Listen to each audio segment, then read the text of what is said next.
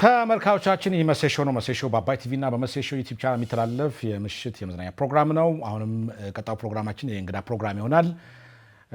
ዛሬም አሪፍ እንግዳ ጋብዤላችኋለሁ።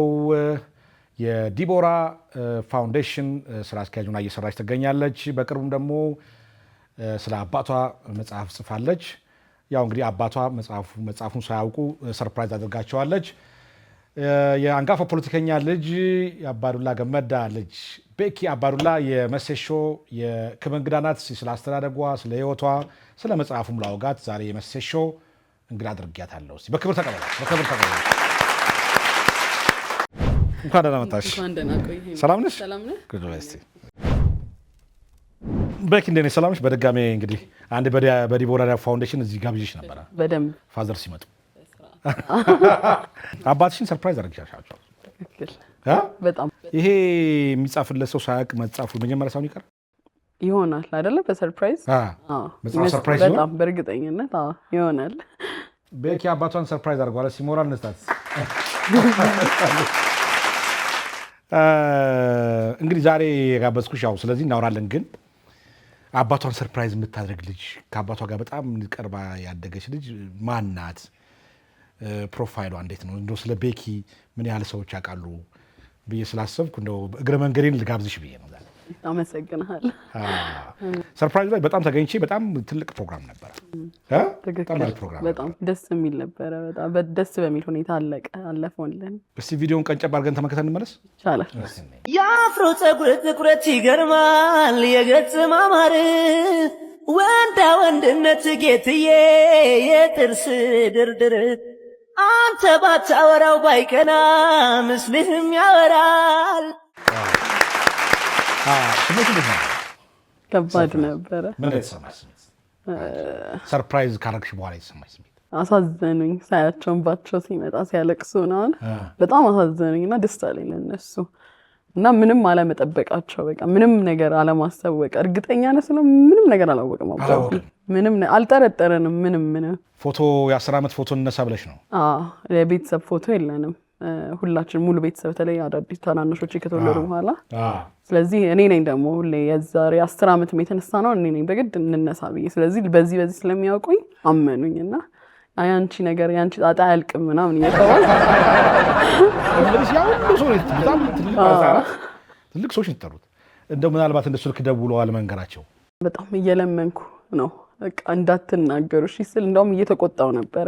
ልጅ አረክሽን ምናምን እየተባልክ ጻን ልጅ አረክሽን እየተባልክ ግን በቃ እንዳትናገሩ እሱ ፓርት ነው ደግሞ በጣም ደስ ያላችሁ እንደዛ መሆኑ በቃ ሳትነግሩት እንዳትደውሉለት እያለን ነው ደውሎ አባዱላ መቼ ነው የጻፍከው?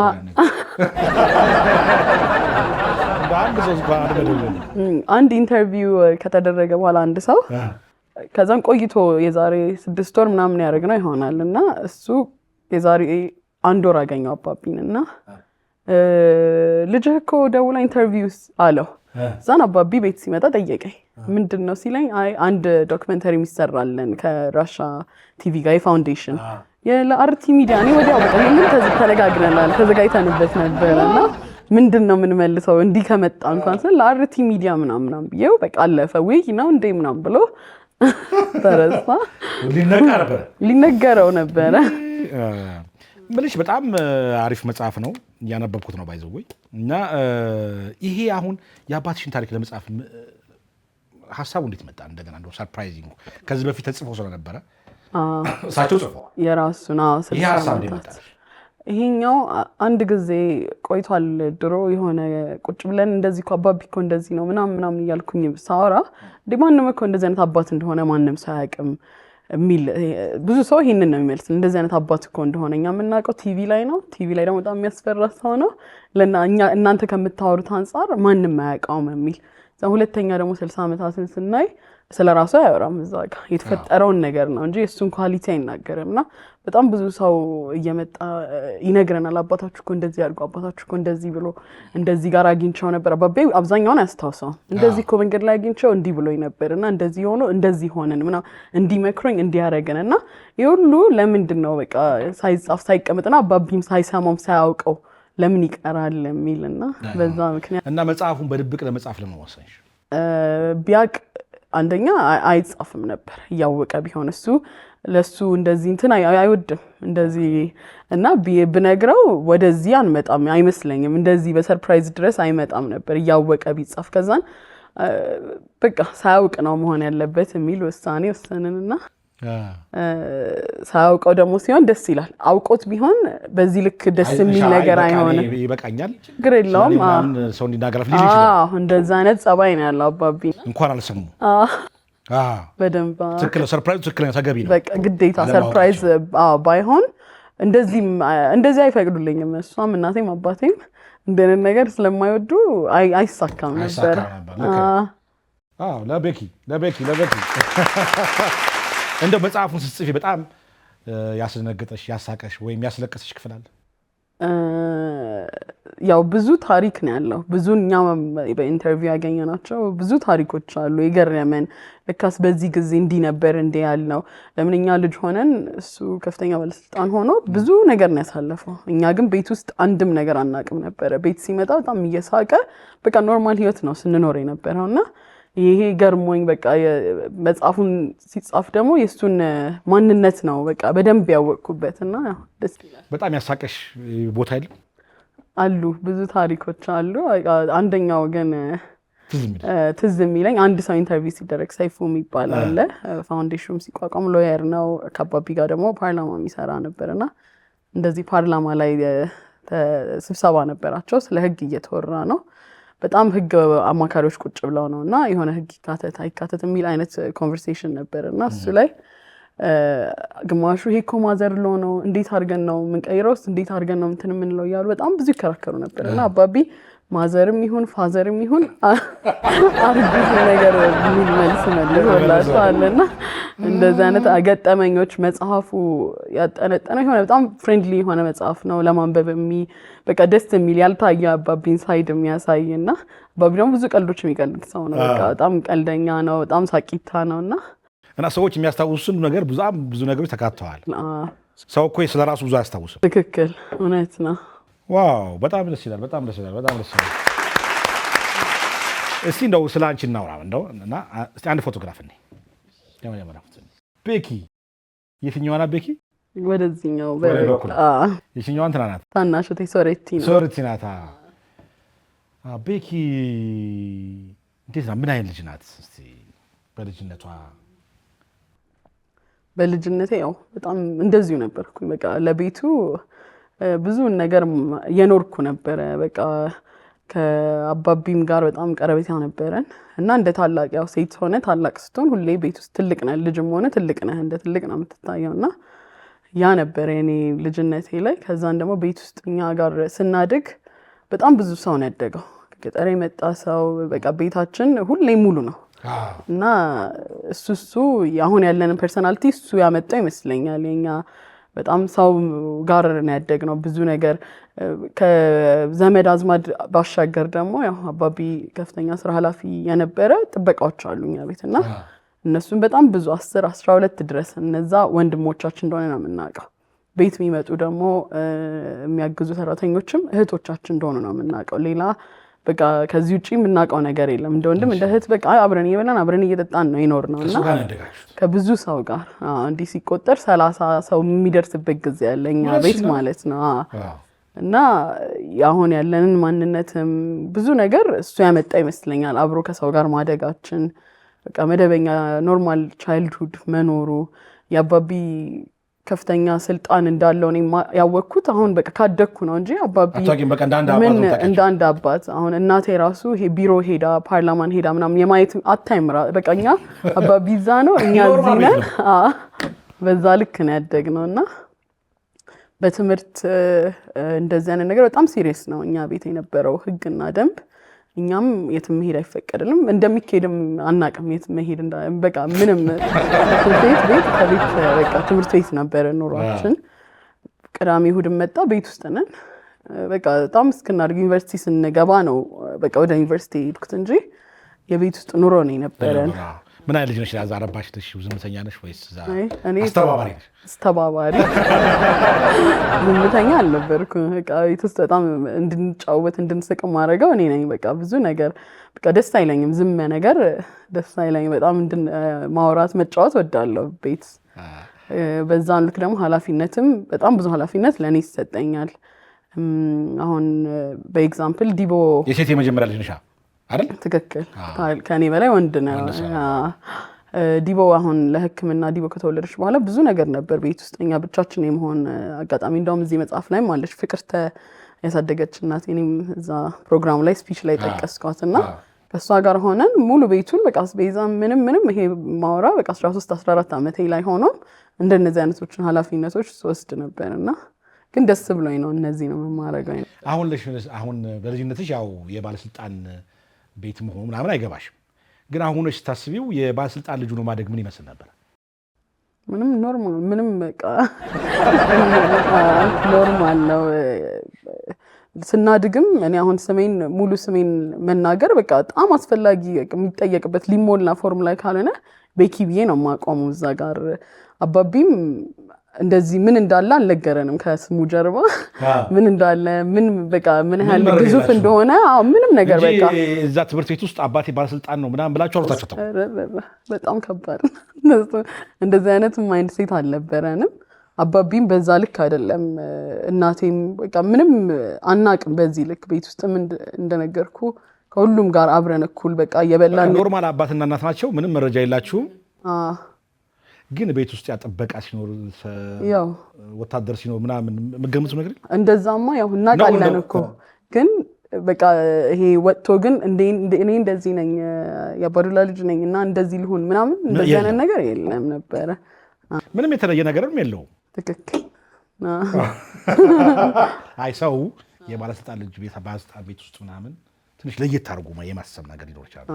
የኛ ቤት እንደዛ አልነበረ። በቃ የኛ ቤት ለሰው ሁሉ ክፍት የነበረ ቤት። ከዛን በቃ መደበኛ ቻይልድሁድ። ከዛን ትምህርት ቤትም ስንሄድ በትምህርት ቤቱ ሕግ ነበረ የምንመራው። በቃ ከትምህርት ቤት መጥቶ ማጥናት ነው። እስቲ ሌላ አንድ ፎቶግራፍ ሳይሽ ቀይ ነው ልብስሽ ማለት ቤት እሷ ሶሬቲ ናት። እኔ ከጀርባ ያለሁት መሀል ላይ ያለሁት እኔ። ሌላም ፎቶ እኮ አለ እስቲ። ይሄ በጣም እንግዲህ ምንድነው የሚያሳየኝ ነገር ከአባትሽ ጋር በጣም ቅርብ ሆነሽ ነው ያደጋችሁት ይመስለኛል። እንዴት ነበር የአባትና የልጅ ቅርብ? እንዴት ስታድጉ ከአባትሽ ጋር የነበረሽ ቅርብ እንዴት ነበር? በጣም ቅርብ ነበረን። በቃ እሱ ለስራ ፊልድ ሲሄድ ራሱ እኔ እስከ ማመም ትኩሳት ምን እንደሆነ ራሱ ማናውቀው በጣም ተቀራርበን ያደግኩት ከአባቢ ጋር።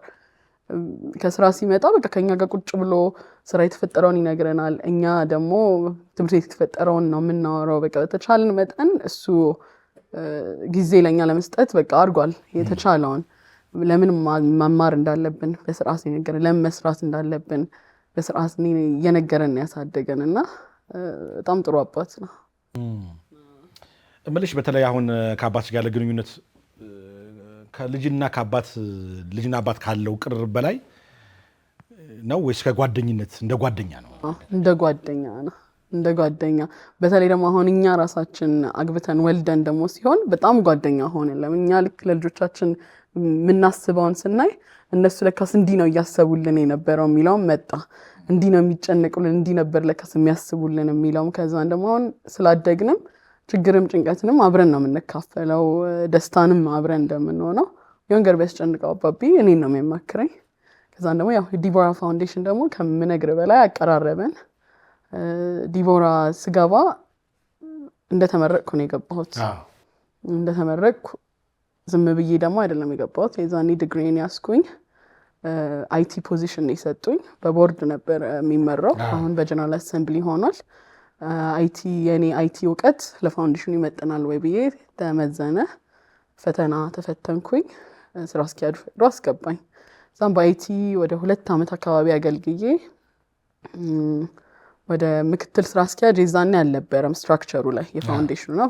ግዴታ ግን ያስፈልጋል፣ ስራውን በዝቷል፣ ለአንድ ስራ አስኪያጅ ብቻ ይበዛል፣ ተጋግዞ መስራት አለበት የሚል ኢንተርናሊ ፖዚሽን ወጣ የምክትል ስራ አስኪያጅነት። እሱንም ተወዳድሬ አለፍኩኝ። ከዛን በምክትል ስራ አስኪያጅነት 2 ዓመት ሰራው። ያን 2 ዓመት ግን እኔ ማስተርሴን እየተማርኩ ነበር በቢዝነስ አድሚኒስትሬሽን እና ሊደርሺፕ። ዛን አጋጣሚ የኛ ስራ አስኪያጅ ለቀቀች። ልክ እሷ ስትለቅ አሁንም እኔ በቃ ስራ አስኪያጅ ማን ፈልጋለሁ እኔም መወዳደር አለብኝ አልኩኝ። ብዙ ጊዜ ደግሞ ፖዚሽንስ እንዲ መስሪያ ቤት ላይ ሲወጣ ኢንተርናሊ ታይቶ ከዛን ደግሞ ለውጭ ሰው ነው እድል የሚሰጠው።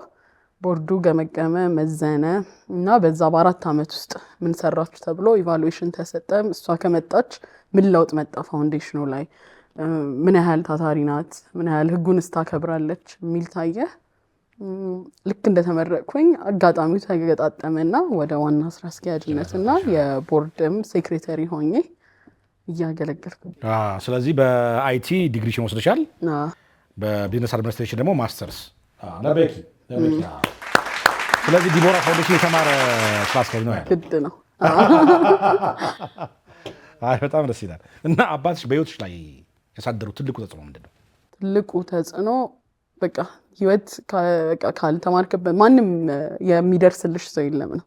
ራስሽ ጠንክረሽ ሰርተሽ ካልኖርሽ ምንም በቃ መጠባበቅ አያስፈልግም ነው የመጀመሪያው። እና የመጀመሪያ ዲግሪን የተማርኩት መከላከያ ኢንጂነሪንግ ዩኒቨርሲቲ ነው ቢሾፍቱ የሚገኘው ማለት ነው። እና እዛ አሁን ከመግባቴ በፊት ደግሞ ለውትድርና ልኮናል።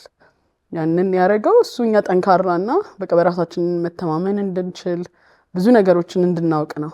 መከላከያ ዩኒቨርሲቲ ገብቼ ስማር በጣም ይገርማቸው ነበር እዛ ያሉት ተማሪዎች። ከወታደሮች ጋር የተማርኩት በጣም ጓደኞቼ እስካሁን አሉና እኛ አባቢ እዛኛ መክተቱ ይገርማቸው፣ እኛ ግን ምን እንደሚገርማቸውም አናቅም ነበር። እንዴት አስገባችሁ ይሉናል።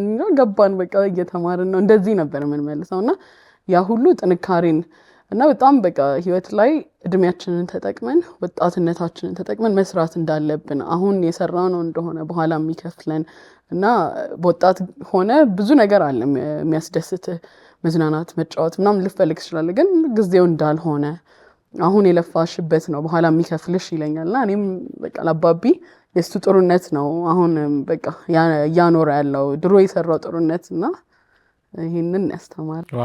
ስለዚህ አባትሽን በአንድ ቃል ግለጭ ብትባይ እንዴት ትገልጫለሽ? ከባድ ነው ግን አባቢ የሚለው በቃ የሆነ ልቤን የሚነካ ቃል ነው። አባት ስለሆነ ግን ብዙ አንድ ቃል አይገልጸውም። በአንድ ቃል በገልጫቸው ግን አባቢ በቃ የሆነ አባቢ ነገር ደስ ይላል። ስለዚህ አሁን መጽሐፉ አሁን ለአባትሽ የሰጠሻቸው ስጦታ ነው ወይስ ለትውልድ ያስቀምጥሽው ቅርስ? ሁለቱም ነው። ለሱም በጣም ስጦታ ነው። ከዛን ደግሞ ለትውልድም ደግሞ ብዙ ነገር ያስተምራል ብዬ የማስበው መጽሐፍ ነው። ስለዚህ አሁን ሰዎች ስለ አባትሽ የማያውቁት ባህሪ ምንድን ነው? የማያውቁት አሁን በጣም ብዙ ሰው የሚያስገርመው አሁን የሰው ኢንተርቪው ላይ በጣም በተደጋጋሚ የተነሳው በቃ የአባቢ ቤት ፖለቲካ አያውቅም፣ ሃይማኖት አያውቅም፣ በቃ ዘር አያውቅም ነው። በጣም ብዙ ሰው ነው እኛ ቤት የኖረው። እኛም ስለ ዘር ስለ ሃይማኖት እና አንደኛው ይሄን ነው ሰው ሁሉ የማያውቀው። በቃ አባቢ ቤቱ ሲያኖር ወይም ጓደኞቹ በቃ ምንም ስለ ዘር ስለ ሃይማኖት እንደዚህ አይነት ነገር ተወርቶ የማያውቅም እና አንድ በቃ በተደጋጋሚ የሚነሳው ስለ እናቴም ስለ አባቴም ይሄ ነው እና የደግነቱም ጥግ ከዛን ደግሞ የማስተማር እና እኛም ላይ ደግሞ በቃ ኢንቨስት ያደረገው ነገር በጣም ትልቅ ነው እና እሱን ነው ሰው የማያውቀው። ብዙ ጊዜ በቃ ስራ ላይ ሆነው የአባትነት ድርሻውን ሳይወጣ ያለፈ ይመስላችኋል። እሱ ግን 100% ጥሩ አባት መሆናቸውን ሰብአዊ ሰው መሆናቸውን ብዙ አይረዳም። ይህን ተገንዝበሻል? በደንብ አሁን ግን ያው በደንብ አይተውታል። በዚህም በደንብ ይታያል። በዚህም መገንዘብ ይችላሉ። ለቤኪ እስቲ እንግዲህ ወደ አንቺ ልምጣና እስቲ ወደ ፍቅር ህይወትሽ ልምጣ።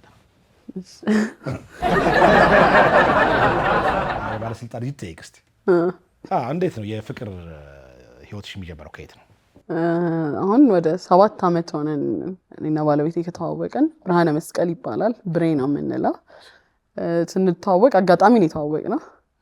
እንደዚህ እንዴት የተዋወቃችሁ? ካፌ ውስጥ ነው የተዋወቅነው።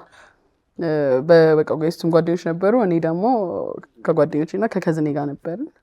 አጋጣሚ ተዋወቅን እዛ አካባቢ። ከዛን የኔን ማንነትም የማወቅ እድል አልነበረውም። ለምን ካፌ ውስጥ ነው ማን ልሁን ከየት ልምጣ ምንም። እሱንም እንደዛው ያባርላው ልጅ ትሁኝ አትሁኝ አይታወቅም ምንም ነገር የሚያስታውቅ። እኛም ደግሞ የትም የዛኔ ፊታችን መልካችን የመታወቅ እድል አልነበረው። እንደነገርኩ የትም ቦታ ስለማንሄድ አንታወቅም ነበር እና ተዋወቅን ስልክ ተቀያየርን እሱ ደግሞ የፊልድ ስራ ነበር የሚሰራውና ወደ መቀሌ ሄደ ከተዋወቅን በማግስቱ ከዛን ረጅም ጊዜ 3 ወር እሱ ፊልድ ላይ ነበረ በስልክ ነው የምናወራው ከመጣም በኋላ እኔ አልነገርኩትም ምንም እንደዛ አይነት ወሬም አናነሳም እኔም በተፈጥሮዬ እንደዚህ ነው እንደዛ ነው አንልምና መቶም ወስዶኝ ስንሄድ ስንገባም ሩቅ ነው ከቤታችንም ወርደው ጥበቃ ምንም እንዳያይ ማለት ነውና እንዳይጠይቀኝ ደግሞ እሱማ አያውቅም እስካሁን ምንም ነገር አያውቅም ነበር በዛ ሰሞን በመጨረሻ ላይ አባቴ 60 ዓመታት መጽሐፍ ሲወጣ አንድ ጓደኛችን እንደዚህ ያነባል በቃ በጣም ብዙ ይሄ ኢንትረስት የሚያደርገውና እያነበበ ሲያይ የኔ ስምና ቤኪ ይላል እኔን የምትመስል ፎቶ አለና አንቺ ምናምን ብሎ እሱን ይጠይቀኝ እንደውም ጓደኛ ከዛ ፎቶ ላይቶ እንደዚህ ነው እውነት ነው ይሄ አንቺ ራስሽ ቤኪ ነው በቃና ስሜም ደግሞ ያ ቤኪ የሚለው ብዙ አልተለመደምና እዛ ላይ ሲያዩት በጣም ተገርመው አሁን ባለቤቴም በጣም ደንግጦ በቃ በጣም ደነገጠ ከዛ በኋላ በቃ የባለስልጣን ልጅ መጣች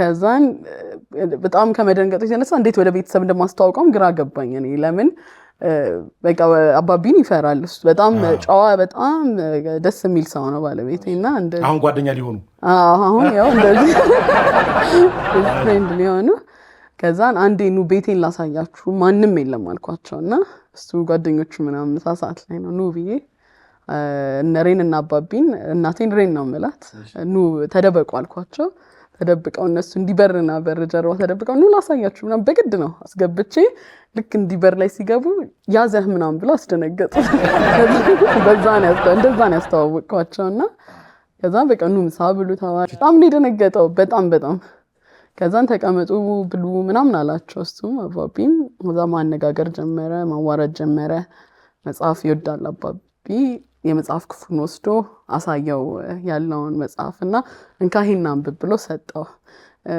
እሺ ብሎ ወስዶ በቃ ሳልጨርሰው አልሄድም ወደዛ ቤት አንብቤ ሳልጨርስ እንዴት የሱ ባክግራውንዱ ሳይኮሎጂስት ነው ከዛ በኋላ ወደ ትዳር እንዴት አመራ በቃ ሲሪየስ እንደሆነ አዩት ሽማግሌ ላክ ተባለ ሽማግሌ ተላከ ከዛን አጋጣሚ ደግሞ ሽማግሌ ለና አባቢ እናቴን ሲያገባ የላከው ሽማግሌም ነበረ እኔም ጋር ሲላክ ከዛ በቃ ሽምግልናው ላይ የሚጠያየቁ ጥያቄዎች አሉ አባቢ ምንም ነገር መጠየቅ ሳይሆን እነሱ ተስማምተዋል ተዋደዋል ምንም በኋላ ሀብትም ምንም ራሳቸው አፍርተው ይኖራሉ እንደነ ጥያቄ አትጠይቋቸው ምናምን አለ ወዲያው እሺ ያለ አልተራዘመም ይሄ ረዘመ ምናምን ቆመው ራሱ ኧረ ቁጭ በሉ ነው ያላቸው አባቢ እሺ ሳይባል እንቀመጥ ቁጭ በሉ እናታቸው ብለው ከዛ ሽምግልና ተደረገ ሰርግ አናረግም ነበር ያለው የዛኔም በቃ እንደዚህ ሰርግ የመደረግሽ ፋይናንስም አልነበረንም ከዛን ሰርግ አናረግም ስንል ሰው ሁሉ በቃ አለ እዛን እዛው እና አባቢ ጋር ነው ሰርጉም የተደረገው በቃ በጣም ጥሪ ካርድ ምናምን አልነበረው በጣም በቃ ሲምፕል ትልቅ ሰርግ አልነበረም ግን በቃ ሰው ህዝብ ነበረ በጣም ብዙ ሰው ነው የመጣው እዛው መኖሪያ ቤት ነበረ ካርድም አልተደረገም በቃ የመጣው ይምጣ ቤተ እግዚአብሔር ነው የሚለው አባቢ ሁሌና እዛ ቤት ውስጥ ተደረገ ቀለል ያለ ደስ የሚል ካውቻው ተፈጸመ እንኳን ተፈጸመ ስለዚህ ጓደኝነት ከጓደኝነት እስከ ጋብቻ ስንት ዓመት ነው 7 ዓመት በጓደኝነት ቆይታችሁ አይ 2 ዓመት በጓደኝነት ልክ 2 ዓመታችን ስንጨርስ ጋብቻ አሁን ጋብቻ ደግሞ 5 ዓመት አንድ ላይ 7 ዓመት ወደ 8 ዓመት ስለዚህ 10ኛ ዓመት እኛ ደግሞ ሰርፕራይዝ እናድርግሻልና ደስ ይለኛል ትዳር በጣም ጥሩ ነው ጥሩ ሲሆን ጥሩ ነው ደስ ምናልባት በትዳር ውስጥ አንቺ ከአባትሽ የወሰድሽው ስብዕና ምን ያህል ጠቅሞሻል ወይስ ከአባትሽ የወሰድሽው ስብዕና እዛ ትዳር ውስጥ ምን ያህል ይንጸባረቃል ብዙ ጊዜ ከማግባቴ በፊት በቃ እንደ አባቢ አይነት ሰው ነው የምፈልገው እላለሁ ለምን አባቴ እናቴን በጣም ያከብራታል ከዛን ደግሞ እኛን በጣም ይወደናልና በቃ ቤት ውስጥ የነበረን ህይወት በጣም ደስ የሚል ነበረ በሱ ማንነት ምክንያት ማለት ነው በቃ ይሄ የሚናደድ የሚበሳጭ አይደለም በጣም ስሜቱን የሚቆጣጠር ንዴትኛ ጋር አምጥቶ አሁን ብዙ ጊዜ ስራ ላይ ሆነ ስትሬስድ ሆነ ቤት ስትመጣ ንዴት የማውጣት ነገር እንደዛ አላየንበት ምናምን እኔም እንደዚህ ነው በቃ እንደዚህ አይነት ሰላማዊ ህይወት ነው የምፈልገው ነበርና ያንን ነው አሁንም ቤት አይ ምን አይነት ሚስት ነሽ አንቺ እና ምን አይነት እናት ነሽ ዲቦራ ፋውንዴሽን ስራ አስኪያጅ ነሽ። ምናልባት አስተዳደግሽን እዛ ትዳር ውስጥ እንዳዩ ስለፈለኩ ነው። በቃ እኔ ልጆቼንም ባለቤቴንም በጣም እንከባከባለሁ ከምነግርህ በላይ። በቃ በጣም ለልጆቼ በጣም ሰዓት ሰጥቼ ማደግ እንዳለባቸው ስራም ቢበዛ በጣም ጊዜ ሰጥቼ ግን ወልጄ በጣም ቶሎ ቶሎ ወደ ስራ የምገባው 2 ልጅ ነው ያለኝ እና በፍጥነት ነው ወደ ስራ በቃ ይሄ 1 ወር ነው ቤት ውስጥ የተቀመጥኩት። ከዛ በኋላ በቃ እናቴ ጋርና ፍቅርታ ያልኩ ያሳደገችኝ ጋር አድርጌ ስራ እየገባው እየወጣው እያጠባው መመለስ እንዲህ አይነት ነገሮች ነው ያደረኩት እና ቤት ውስጥ በቃ ይሄ እኔ ነገሮችን የተስተካከለ እንዲሆን ፈልጋለሁ። በቃ የሆነ ስኬጁልድ ነን ቤት ውስጥ ልክ እንደ ቢሮ የቢሮ አሁን የፋውንዴሽን ታስክ ትራከር ምናምን አለኝ። በቃ እንደዚህ አድርገናል፣ እንደዚህ እናደርጋለን፣ በዚህ በኩል ይሄ ይሆናል። የቤቴንም በዛ ልክ እንደ ቢሮ አድርጌ ቁጥጥር ነው ማድረጋው ማለት። ስለዚህ ትዳሩ ስንት ሰው አፈራ? 2 ልጅ። ፎቶ እንደው ደስ ይለኛል። የቤተሰብ ፎቶ ስንት ዓመት ናቸው? እሷ አሁን ከ1 ወር በኋላ 4 ትሆናለች። እሱ አሁን 2 ዓመት ሆነ። ብሬ አሁን የአባዱላ ጓደኛ ነው በጣም። እስቲ ባለቤትሽን ግለጭ እስቲ እና ያለሽን ፍቅር ግለጭ ለስ በጣም ጥሩ ሰው ነው። በጣም የተረጋጋ እና እንደውም ቃን እንትን እለዋለሁ ሳይኮሎጂ ስለተማርክ ነው ወይ ምናምን ለሁሉ ነገር በቃ ይሄ መልስ ያለው ሰው አለ አይደል? እንደዚህ ተጨነቅኩ ስለይ እንደዚህ ይሄ አያስጨንቅም፣ ይሄ እኮ እንደዚህ ነው ብሎ በቃ በጣም በቃ እኔ በጣም ጭንቀታም ነኝ። በቃ በጣም ብዙ ስራ የኔን ጭንቀት በቃ የሆነ የተመጣጠነ ሆነ ከሱ ማረጋጋት ጋር በጣም እርግጥ ያለ ነው። ይሄ በቃ የማይደንቀው ነገሮች እንትን የማይለው አለ አይደል? የተረጋጋ ማንነት ነው ያለውና በጣም ወደዋለሁ። ፍቅርሽን በጣም ወደሃለሁ ብሬ። በቃ በነገራችን ላይ የኔን ባለቤት ስም ብርሃኔ ነው። እውነት ያቺ ደግሞ ብርሃኔ ነው። በጣም የሚገርም አጋጣሚ። አይ ብሬ ግን ምናልባት የባለስልጣን ልጅ ስለሆንሽ ይፈራሽው እንደ ቤት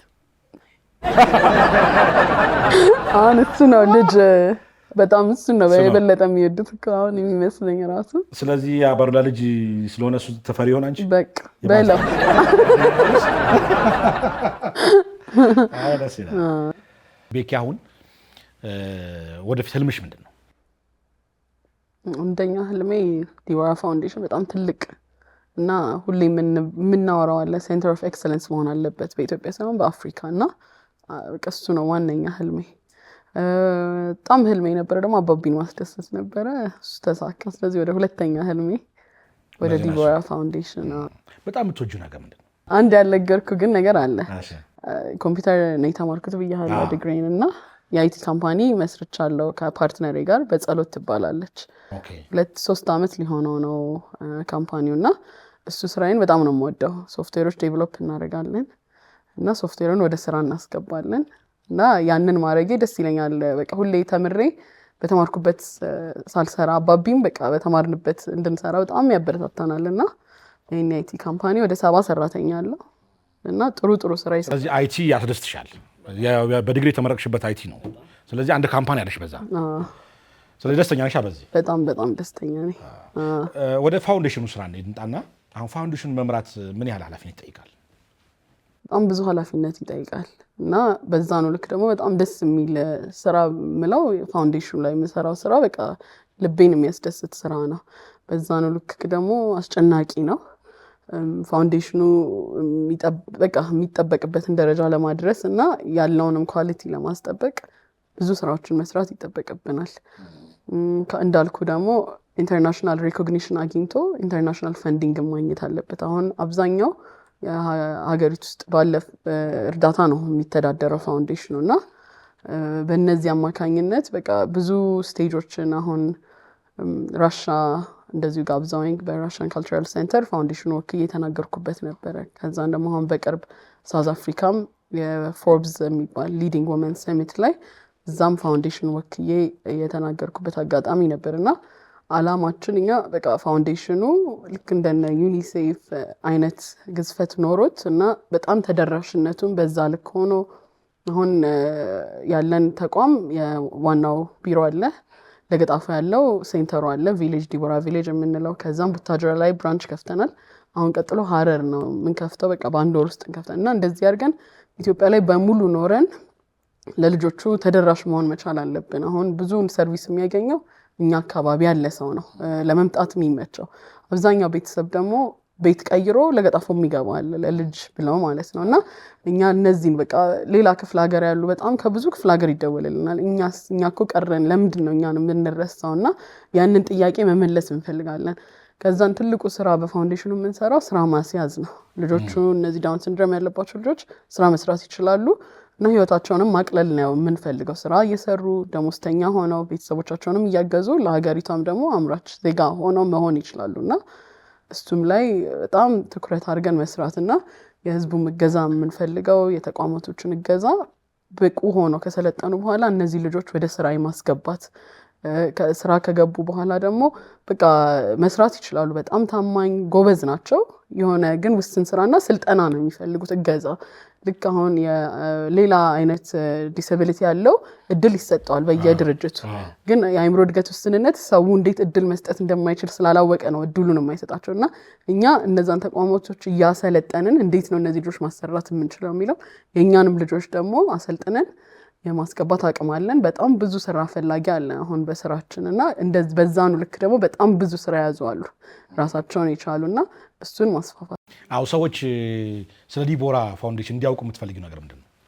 ዋነኛው በቃ ህጻናቶቹ ገብተው ያው ይማራሉ ከኬጂ እስከ ሃይ ስኩል ድረስ እና ቮኬሽናል ከ18 ዓመት በላይ ልጆች እየተቀበልን ወደ ስራ እናስገባለን። ከህጻናቶቹ እኛ ተቋም ይሆናሉ። ግን ከዛ ካለፉ በኋላ 18 30 ምናምን ከሆኑ በኋላ ግን ስራ መያዝ አለባቸው። ለሌላም ልጅ ቦታውን ለቀው መውጣት አለባቸውና ይሄንን ሊያደርግ የሚችለው ያው የኛው ህዝብ ተባብሮ ነውና ይሄንን ነው በደንብ ማሳወቀው። ይሄን ስራ በምን ያህል ፍቅር ትሰራለሽ? በጣም ነው የምወደው። በቃ በጣም ደስ የሚለኝ በጣም ብዙ ያለቀስንበት ብዙ ውስጣችን ይወሰደና አሁን ደግሞ ጥሩ ላይ ነው። የበለጠ ደግሞ ጥሩ እናደርጋለን። በጣም ብዙ እናቶች በጣም ብዙ የሚያሳዝን ታሪክ ነው ያላቸው። ማትፈርድበት ለምን አንድ ልጅ ከወለዱ በኋላ ያን ልጅ ለማሳደግ ብዙ ነገራቸው ትዳራቸውም ሊፈርስ ይችላል፣ ከቤተሰብ ይለያያሉ እና ብዙ ፈተና ነው የሚያሳልፉት እና እነዚህ እናቶች የምናግዘው ልጆቻቸውን ወደ ተቋም አስገብተን አሰልጥነን ከዛን ሕክምናም ደግሞ ዋናው ነገር ደግሞ ያላነሳውልህ ሕክምና ነው። ሳይታወቅላቸው ብዙ ልጆች ያርፋሉ ሳይታከሙና እነዚህ ልጆች በጣም በተደጋጋሚ ቼክአፕ ማድረግ አለባቸው። በተለይ ደግሞ እንደ ልብ በጣም ሲሪየስ የሆኑ ኢሹዎች አሉና እነዚህን ለማድረግ መተባበር አለብን። እኛም ፔዲያትሪክ ሴንተር ትልቅ ስፔሻላይዝድ ፔዲያትሪክ ሴንተር እዛው ለገጣፎ እየከፈትን ነው። እሱን ስንከፍት የበለጠ ለሰውም ተደራሽ መሆን ይችላል። ፋውንዴሽኑም ደግሞ የራሱ አቅም እንዲኖረው ለእኛ ልጆች ነፃ አገልግሎትን እየሰጠን ለሚገባው ከዛን ደግሞ ሌላው ደግሞ ልጁን ይዞ ሌላ ኖርማል ዴቨሎፕ ያደረገ ልጅ መጥቶ መታከም ይችላል። ስለዚህ ሲከፈት ለአንተ ነግረህና ትነግርልኛል። እነግራለሁ። በጣም አሪፍ።